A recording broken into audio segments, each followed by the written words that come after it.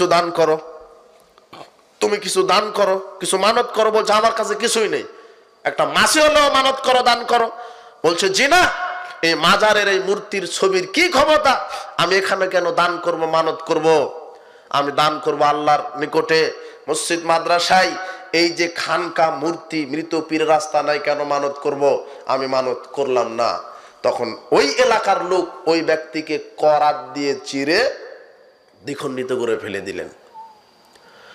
এখন রাসূল সাল্লাল্লাহু আলাইহি ওয়াসাল্লাম বলছেন, দুনিয়াতে তাকে করাত দিয়ে চিরা হয়েছে তো কি হয়েছে?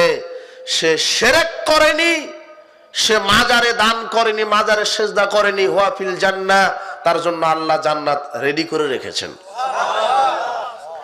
মাজারে যদি 1 টাকা দান করেন, বিগত সব আমল, ঈমান সব নষ্ট হবে।